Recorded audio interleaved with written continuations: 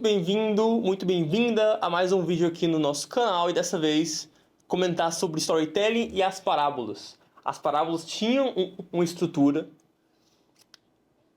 as parábolas tinham um formato de ser contadas e por isso que elas se reverberam até hoje,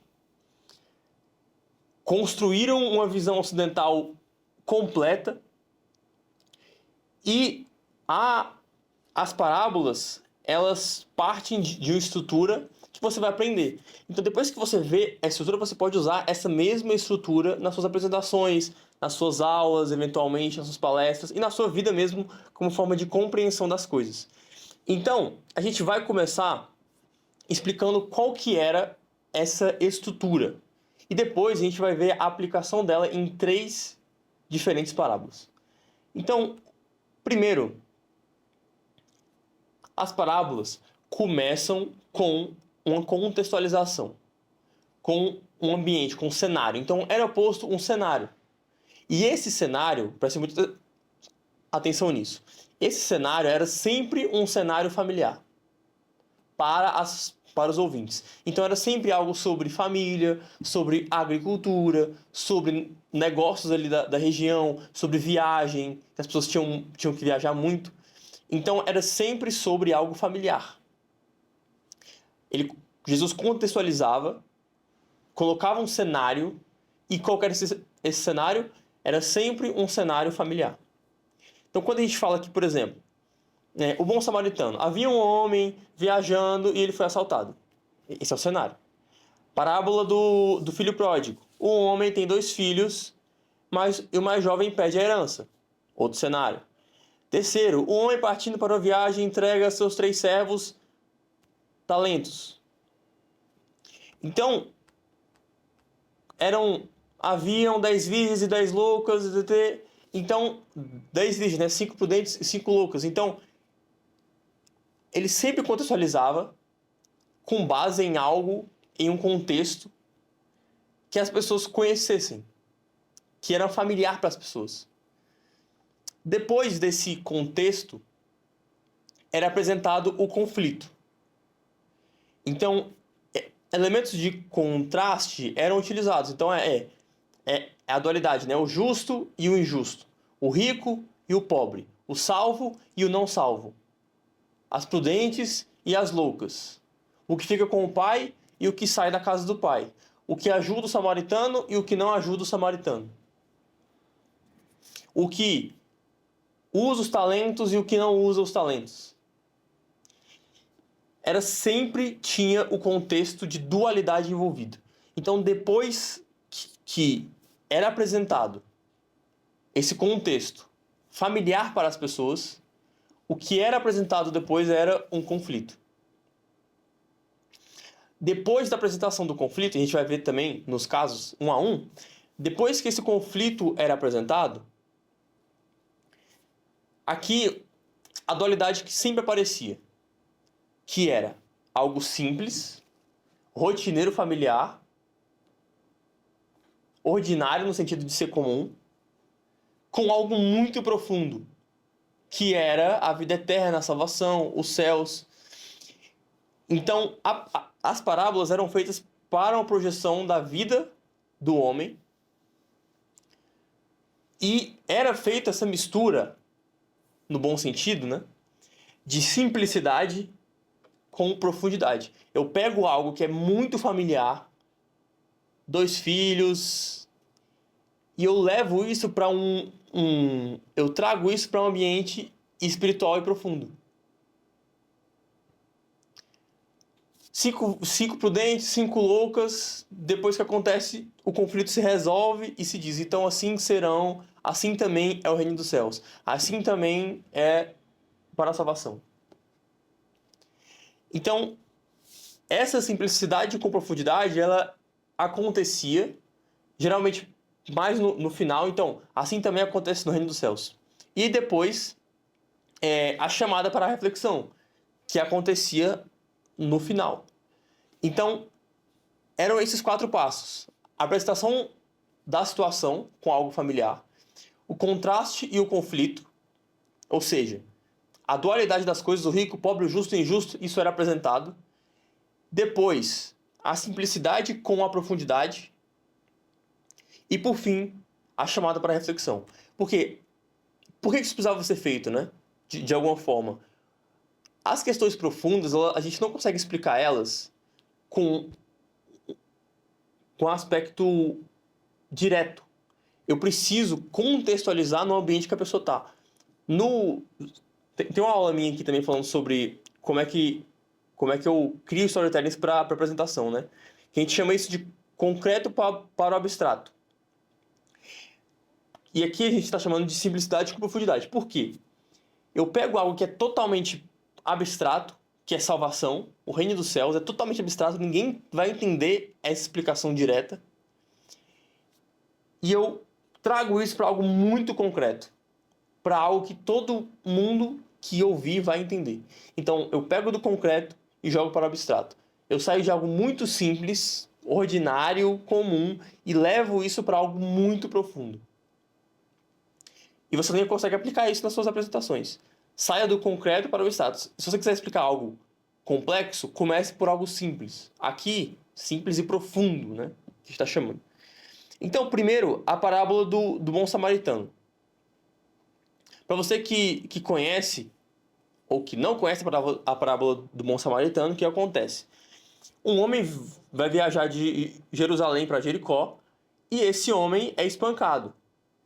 Assaltado e espancado, ficando à beira da morte, né? Na Bíblia chama meio morto. E aí depois passa um sacerdote por ele e não ajuda ele. Passa um levita por ele e também não ajuda ele. E um samaritano, que seria de uma etnia rival, ajuda ele, coloca ele numa estalagem, fala para ele ficar, paga tudo e depois diz, olha, se ficar alguma coisa, depois eu volto para pagar. Resumidamente, essa é a história. Então, a introdução, qual que é a introdução dessa história? A explicação do contexto, né? O contexto é um homem viajando de uma cidade para outra em um cavalo, pode-se dizer. E isso era muito comum. É um contexto muito familiar. As pessoas se locomoviam, né, a pé, a cavalo. Então, inicia-se a história com algo extremamente rotineiro. E depois vem o contraste e o conflito, né? Qual que é o conflito? Ele tá indo e ele é assaltado e ele é espancado, ficando meio morto, né? À beira da morte. E aí que vem a grande questão, a dualidade que a gente comentou. O sacerdote e o levita eram símbolos de alta casta religiosa, né? Pode-se dizer. Eram símbolos de pessoas que conheciam a Bíblia, que eram referências. Então aqui começa o conflito, né? Por quê? O sacerdote e o levita, eles não ajudam esse rapaz que está caído, o homem caído. Mas o samaritano, que é considerado um estrangeiro e até mesmo um inimigo, ele para ajudar. Então está aqui o conflito. O conflito está exposto. O conflito é um homem, os homens que seriam considerados como referências, eles não ajudam. E um homem inimigo ajuda.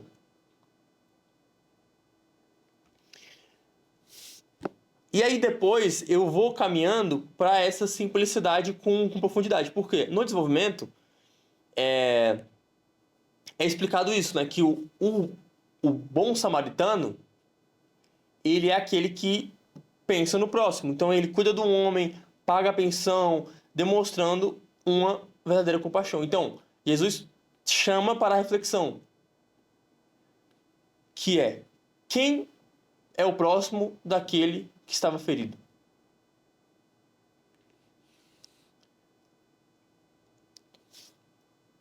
Então, ele explica essa reflexão, qual que é o conceito profundo que Jesus está querendo explicar aqui. A compaixão e o amor, ele está acima de etnias e religiões. Ele está acima de divisões étnicas. Então, A narrativa, ela chama para reflexão e ela leva algo que é profundo para algo simples, para algo profundo, nessa perspectiva. Ele traz algo que é muito comum, então ele fala, tá, então quem é o próximo? Quem que agiu com amor e compaixão? Foi o inimigo. Ou seja, ele foi o próximo daquele que caiu. E assim a gente tem nossa estrutura. O conflito, a apresentação inicial, né? O cenário inicial. O homem viajando de uma cidade para outra. Cenário super comum. Esse homem é espancado. Tá aqui o conflito. Qual que é o contraste? O levita e o levita e o sacerdote passam de largo. E o samaritano ajuda. Depois eu venho para a simplicidade com profundidade. Quem é o próximo daquele que estava caído? Eu já levo essa discussão para um plano superior. Depois eu faço essa reflexão com as pessoas, mostrando que o amor e a compaixão está acima de divisões étnicas. Então, assim que acontece essa parábola. Tem um elemento de surpresa, e porque o conceito da época e os preconceitos da época foram quebrados justamente aqui, e assim que é aplicado o storytelling na parábola do bom samaritano. Depois, agora, eu venho para o filho pródigo. E o filho pródigo, como é que a história se desenvolve? Eu tenho o primeiro cenário. O cenário é um homem numa casa, tinha 2 filhos. E esse homem dava tudo para os filhos. O cenário está posto. Cenário comum, cenário recorrente, todo mundo entende, todo mundo conhece. Depois, eu parto para o contraste e o conflito. Qual que é o conflito? O conflito é que um dos filhos pede para ir embora. Um dos filhos pede tudo que ele tem e vai embora. Então, eu tenho o contraste. O que fica e o que não fica. O que quer ir embora e o que quer ficar. Essa história também tem um plot twist no final, né? Pode-se dizer. Essa parábola. Então, no desenvolvimento dessa história, o que acontece? Esse jovem que decide ir embora, ele gasta tudo e se vê escorraçado, humilhado, e ele faz uma reflexão, e depois ele volta para a casa do pai dele. Até então, uma situação comum. E aí que depois ele sai de algo simples para algo profundo, né? Porque quando ele chega, o pai dele abraça ele com todas as forças, né? Então ele já começa a sair de algo simples para algo profundo, mostrando que Jesus também estava de braços abertos para aqueles que decidissem voltar. E aí depois ele faz a chamada para a reflexão, que é o filho que vai embora, ele volta, o filho pródigo, ele volta com amor, com todo arrependimento. E o que fica parece não ter entendido a situação como um todo. Ah, mas eu fiquei aqui e agora você faz isso para ele. Ou seja, tem essa jogada, né? Essa reflexão final. Ou seja, qual que é a reflexão final, né, dessa história? Além dessa, né, de que Jesus está sempre de braços abertos. Não adianta eu estar na casa do pai e quando alguém volta, eu menosprezar isso. Ou, não adianta eu estar na casa do pai e não desfrutar de tudo que o pai me oferece. Porque ele fala, mas você nunca fez um bezerro. Tá bom, mas, filho, você tá aqui todo dia. O que tá aqui você pode desfrutar. Você poderia fazer bezerro cevado todos os dias se você quisesse. Então, qual que é? Ele sai de algo simples e leva para algo muito profundo. E aí depois vem essa chamada para reflexão com um ensinamento que é muito preciso, muito conciso. E de novo, a narrativa da história toda completa. Eu apresento um cenário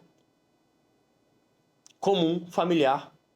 Depois que eu apresento esse cenário, eu tenho o contraste e o conflito de alguém que sai, de alguém que não, de alguém que fica. O conflito é o fato dele perder tudo e ter que voltar para casa. Depois ele sai de algo simples para algo profundo, dizendo que o pai estava de braços abertos. E por fim, a reflexão final é justamente essa.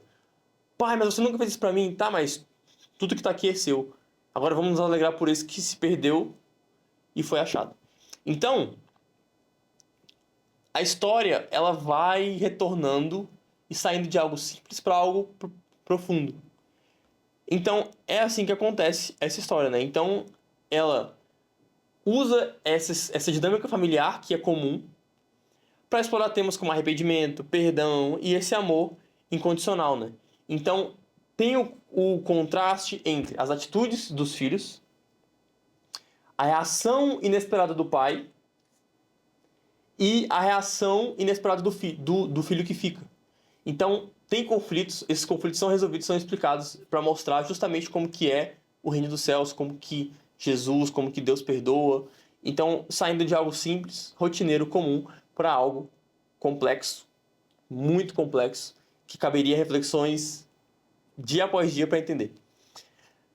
E agora, por fim, para a gente analisar a terceira parábola e finalizar, de novo, a parábola dos talentos, né? Para quem não se lembra da parábola dos talentos, um homem vai viajar, deixa o talento com eles, um deles esconde, um deles retorna a mesma quantidade e o outro devolve muito mais talentos do que ele recebeu.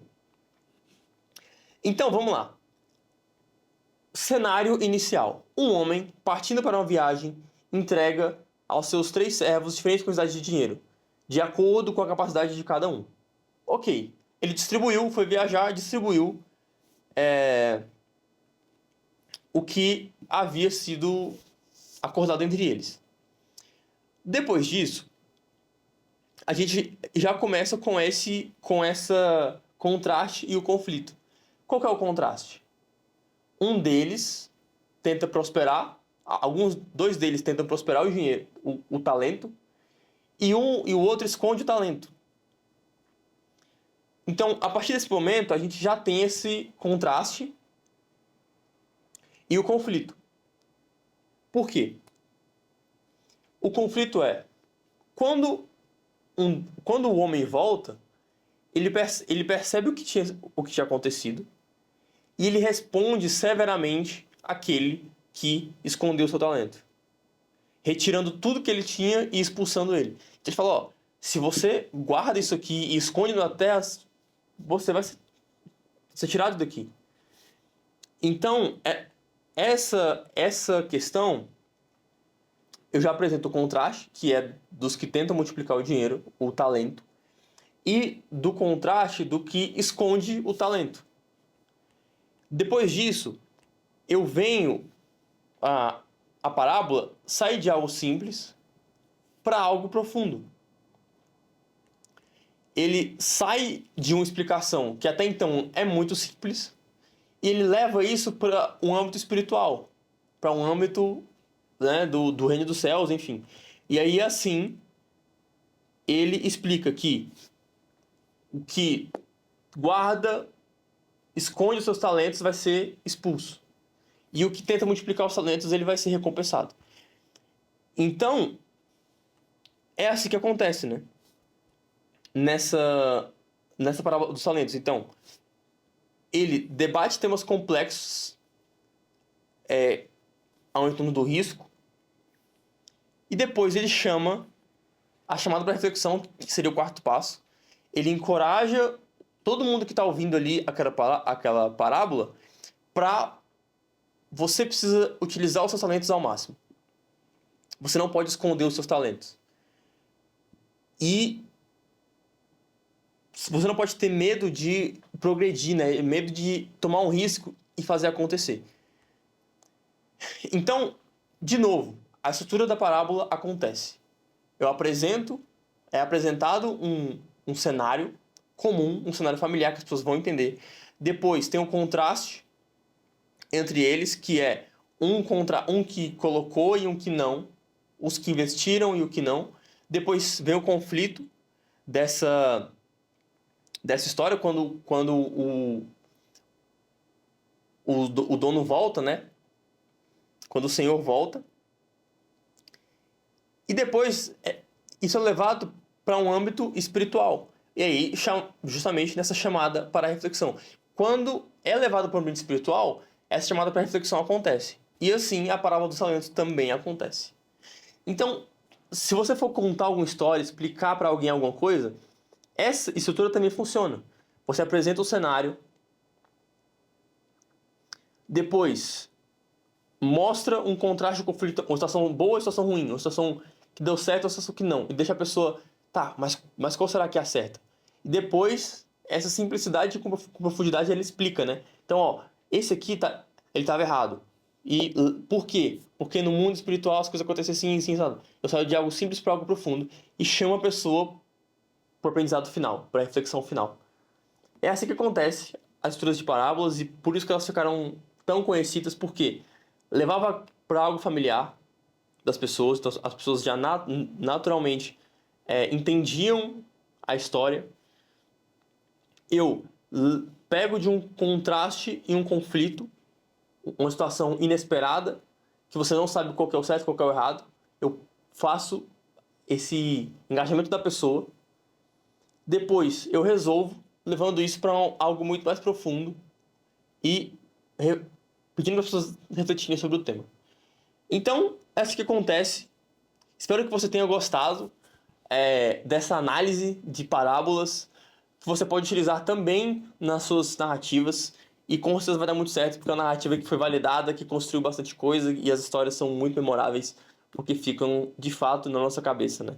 E aqui teriam outras diversas parábolas que poderiam também estar aqui, mas escolhi essas três para ilustrar. Tem a parábola das virgens prudentes, das loucas, também segue exatamente a mesma estrutura. Então, espero que você possa utilizar também nas suas apresentações.